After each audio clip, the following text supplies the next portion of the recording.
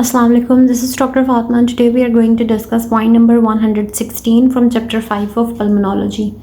थोड़ा सा tricky point है ये, बट मैंने बहुत इजी करके यहाँ पे समझाया है. होपफुली आपको समझ आ जाएगा और इसी सीक्वेंस में आपने इसको याद रखना है जिस सीक्वेंस में मैं बता रही हूँ. ठीक है, एक दफ़ा कर लेंगे तो बार बार करने की ज़रूरत नहीं होगी, वरना ये बहुत भूलता है. ठीक है, सो अब लंग वॉल्यूम्स जो है ना वो हमारे पास कुछ होते हैं लंग वॉल्यूम्स और कुछ होती हैं लंग कैपेसिटीज़. ठीक है, इसकी आपने बहुत ज़्यादा डिटेल में नहीं जाना. एज आई से कि पल्मोनोलॉजिस्ट आपने नहीं बनना है, जस्ट बेसिक्स आपने जो है ना इसकी डेफिनेशंस कर लेनी है और जिस टाइप के एमसीक्यूज आते हैं ना सिर्फ वो आपने देखना है. अगर अब आप इनकी डिटेल में जाएंगे तो इसके ऊपर तो अगेन के पूरे पूरे चैप्टर्स पूरी पूरी बुक्स हैं. ठीक है, तो वो इतना डिटेल में आपने नहीं करना, बट जो रिक्वायर्ड है उसको आपने समझ के याद रखना है. ठीक है, सबसे पहले अब हम आते हैं यहाँ पे वॉल्यूम्स के ऊपर. चार जो है ना ये हमारे पास वॉल्यूम्स हैं. ठीक है, अच्छा what does it stand for? ठीक है, टी है हमारे पास tidal volume, inspiratory reserve volume, expiratory reserve volume और रेजिडुअल वॉल्यूम. ठीक है, ये चार वॉल्यूम्स और इसी सीक्वेंस में आपने जो है ना इसको टीयर का आपने मॉनिक याद कर लें, टीयर.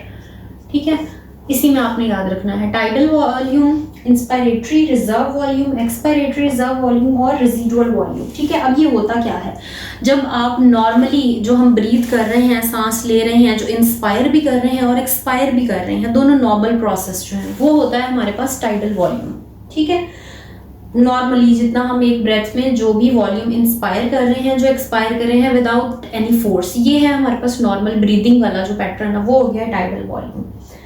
अब हमारे पास इस टाइडल वॉल्यूम से एक्स्ट्रा वॉल्यूम जो हम इंस्पायर कर सकते हैं ना वो है इंस्पायरेटरी रिजर्व वॉल्यूम. ठीक है, the volume that can B expired over and above the tidal volume वो क्या है, इंस्पायरेटरी रिजर्व वॉल्यूम है. ठीक है, same goes for expiratory reserve volume के नॉर्मल जितना आप एक्सपायर करते हो, जब आप फोर्सफुली एक्सपायर करते हो ना तो वो जो ऊपर वाला वॉल्यूम है जो आप नॉर्मली जितना एक्सपायर कर रहे हो उससे एक्स्ट्रा वाला वो क्या होगा, एक्सपायरेटरी रिजर्व वॉल्यूम.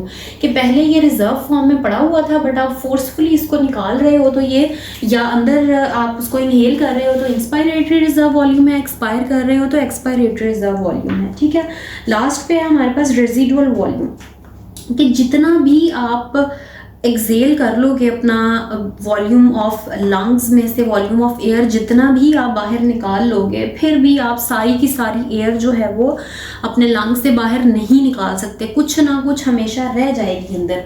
ठीक है, वो क्या होता है, रेजिडुअल वॉल्यूम. इसके नामों के अंदर ही है और जो कि टोटल का 500 ml होती है. ठीक है, बहुत इजी डेफिनेशंस हैं, इसको एक दफ़ा दोबारा सुन लेना है अगर आपको समझ नहीं आई. तो ये हो गई है हमारे पास वॉल्यूम्स की डेफिनेशन. ठीक है, अच्छा एक चीज़ जो रिजर्व वॉल्यूम की पूछी जाती है ना कि ये स्पायरोमीट्री से आप इसको नहीं मेजर कर सकते. ठीक है, can't be measured by spirometry. अब जिस कैपेसिटी के अंदर रेजिडुअल वॉल्यूम का पार्ट होगा, ये कैपेसिटीज मैंने एक्सप्लेन की हुई है, वो कैपेसिटी भी आप स्पायरोमीट्री से नहीं ऑब्जर्व कर सकते या नहीं मेजर कर सकते. ठीक है, तो ये भी एमसीक्यूज इसमें से बहुत आते हैं. सो नेक्स्ट अब हम चलते हैं कैपेसिटी के ऊपर. अब कैपेसिटी हमारे पास क्या है कि मैंने आपको अगर नज़र आ रहा होगा ये दो एरो बनाए हुए हैं. ठीक है, टाइडल और इंस्पायरेटरी रिजर्व, ये मिल के बना रहे हैं इंस्पायरेटरी कैपेसिटी, और एक्सपायरेटरी रिजर्व और रेजिडुअल वॉल्यूम मिल के बना रहे हैं फंक्शनल रेजिडुअल कैपेसिटी. ठीक है, उसके बाद इंस्पायरेटरी ये पहली तीन जो है ना, tidal volume, inspiratory reserve volume और एक्सपायरेटरी रिजर्व वॉल्यूम, ये तीन मिलके बना रहे हैं हमारे पास वाइटल कैपेसिटी या फंक्शनल वाइटल कैपेसिटी. और फिर ये चारों मिलके बना रहे हैं वहाँ पे हमारे पास टोटल लंग कैपेसिटी. ठीक है, इनकी डेफिनेशंस अभी हम देखते हैं. ठीक है, ये हो गया है हमारे पास कि पहली दो हैं इंस्पायरेटरी कैपेसिटी, अगली दो हैं फंक्शनल रेजिडुअल कैपेसिटी, फिर पहली तीन जो हैं वो हैं हमारे पास फंक्शनल वाइटल कैपेसिटी या वाइटल कैपेसिटी, और उसके अलावा चारों को मिला के हो जाती है टोटल लंग कैपेसिटी. ठीक है, अब इसको याद करने का तरीका ये इसी तरह से ही है. जब आपके पास एग्जाम में भी आपके पास ये एमसीक्यूज आएगा तब भी आपने इसको इसी सीक्वेंस में याद करना है कि पहले दूसरा तीसरा, ये टीयर निमोनिक से याद रखना है और नेक्स्ट इस तरह से, अदरवाइज इसकी कोई टेक्निक नहीं है. ठीक है, अब हम आते हैं कि कैपेसिटीज़ क्या होती हैं. अब ये कॉम्बिनेशंस हैं बेसिकली. ठीक है, इंस्पायरेटरी कैपेसिटी में अब हम क्या कहते हैं, क्योंकि इसके अंदर रिजर्व वॉल्यूम भी है और इसके अंदर टाइडल वॉल्यूम भी है, तो इन दोनों की अगर हमें डेफिनेशंस आती हैं तो कैपेसिटी की डेफिनेशन हमें ऑटोमेटिकली आ जाएगी. टाइडल क्या था, जो नॉर्मली हम इनहेल एक्सहेल कर रहे हैं, और इंस्पायरेटरी रिजर्व क्या था कि जो हम नॉर्मल से थोड़ा ज़्यादा जो रिजर्व पड़ा हुआ है उसको हम इनहेल कर रहे हैं, ठीक है। सो यही आपके पास इसकी डेफिनेशन है कि टोटल अमाउंट ऑफ एयर जो आप इनहेल करते हो आफ्टर नॉर्मल एक्सपायरेशन, मतलब कि यहाँ पे एक्सपायरेशन जो है ना, याद रखना है कि वो नॉर्मल है। जो आप ब्रीदिंग में एक इनहेल करते हो जो एक्स्ट्रा, और एक एक्सपायर करते हो ज़्यादा, तो यहाँ पे एक्सपायरेशन नॉर्मल है, सिर्फ इंस्पिरेशन जो है ना वो मैक्सिमम है, ठीक है। तो ये दोनों चीज़ें जो है टाइडल वॉल्यूम और इंस्पायरेटरी कैपेसिटी में सिर्फ इंस्पायरेशन का रोल है, और वही मिलकर जो है वो इंस्पायरेटरी कैपेसिटी बनाती है, ठीक हो गया। Total amount of air that can be drawn into the lungs after normal expiration. अच्छा, नेक्स्ट अब हम आते हैं फंक्शनल रेजिडुअल के ऊपर। इसमें हमारे पास ये बेसिक जो है ना, आप कह लेंगे एक रिलैक्स स्टेट ऑफ लंग है, इसको आपने जो याद रखना है ना, रिलैक्स स्टेट ऑफ लंग से याद रखना है, ठीक है।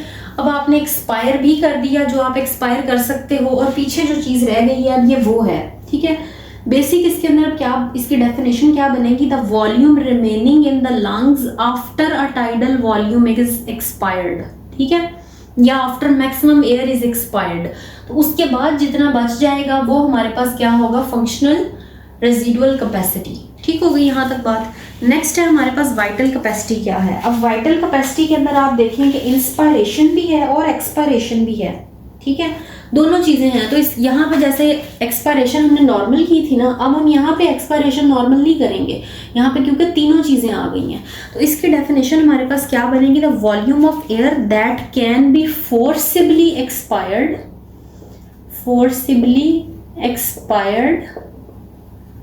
आफ्टर मैक्सिमम इंस्पायरेशन, ठीक है, कि आपने इनहेल भी मैक्सिमम की और उसके बाद एक्सहेल भी मैक्सिमम की है, ठीक है। तो वो जो वॉल्यूम है उसको हम कहते हैं फंक्शनल वाइटल कैपेसिटी और वाइटल कैपेसिटी, ठीक है। लास्ट पे है फिर हमारे पास टोटल लंग वॉल्यूम है, बड़ी सिंपल सी चीज़ है, sum of all the 4 volumes is total lung capacity, ठीक है। और दूसरी तरह से ये आ सकता है कि volume in the lungs after maximum inspiration, जो पूरा, क्योंकि अब आप एक्सपायर तो नहीं लिख सकते ना यहाँ पे कि भाई एक्सपायर करके जो हमारे पास पीछे रह जाता है वो टोटल नहीं है, जो टोटल सारा आप इनहेल कर लेते हो उसको हम कहते हैं टोटल लंग कैपेसिटी। सो ये डेफिनेशंस हैं, इसमें सबसे इंपॉर्टेंट जो डेफिनेशन है ना जो आती है वो आती है इसकी फंक्शनल रेजिडुअल कैपेसिटी की, ठीक है, इसलिए इसको याद रखना है। नेक्स्ट अब हम देख लेते हैं MCQ पॉइंट्स के अंदर जो नए पॉइंट आए हुए हैं। सो MCQ पॉइंट्स जो हैं इसके अंदर हमारे पास वही हैं ऑलमोस्ट, जो कुछ थोड़े से भी डिफरेंट हैं स्लाइटली भी, जिनके अंदर कन्फ्यूजन का चांस है, वो हम यहाँ पर डिस्कस कर लेते हैं। तो कहते हैं कि जी वॉल्यूम ऑफ एयर जो maximally expired after deep inspiration, ठीक है, डीप इंस्पायरेशन और मैक्सिमम इंस्पायरेशन। अब आप इसमें देखो कि दोनों मैक्सिमम है, एक्सपायर भी मैक्सिमम कर रहे हैं और इंस्पायर भी मैक्सिमम कर रहे हैं, ठीक है। तो कौन सी कैपेसिटी है जिसके अंदर ये दोनों चीज़ें हैं, फोर्स्ड वाइटल कैपेसिटी है, जिसको हम वाइटल कैपेसिटी भी कहते हैं। फिर बात आती है कि when respiratory muscles are relaxed, ठीक है, तो ये मैंने आपको पढ़ाते हुए भी बताया था कि जहाँ पर रेस्पिरेटरी मसल्स की रिलैक्सेशन की बात आएगी वहाँ पे लंग्स कौन से वॉल्यूम पे होंगे, अपने फंक्शनल रेजिडुअल कैपेसिटी पे होंगे, ठीक है, जो कि किसके इक्वल है, एक्सपायरेटरी रिजर्व वॉल्यूम है और रेजिडुअल वॉल्यूम है, ठीक है। बहुत पूछा जाता है, इसको बहुत अच्छे से आपने करना है।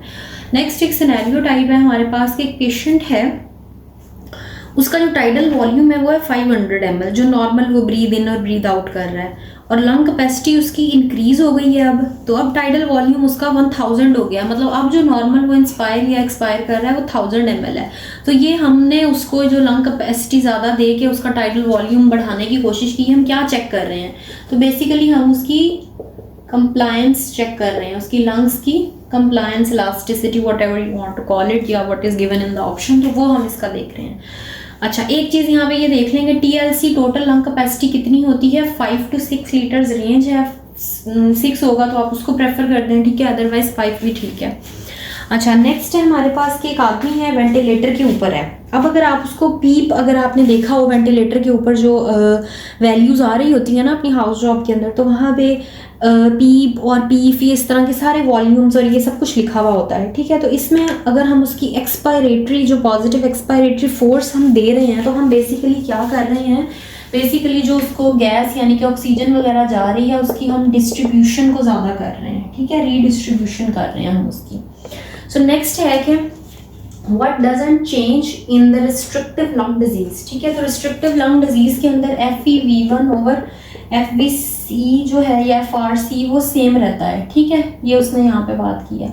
ये भी नेक्स्ट आगे हम रिस्ट्रिक्टिव और जो ऑब्स्ट्रक्टिव डिजीज़ है उनका डिफरेंस पढ़ेंगे, वहाँ पे हो जाएगा, ठीक है। आज़मा के अंदर वो बात करता है कि which part of the tract is involve, या कौन से ब्रोंकाई इन्वॉल्व होते हैं। तो मीडियम साइज्ड ब्रोंकाई जो है ना वो सबसे ज़्यादा इन्वॉल्व होते हैं, ठीक है।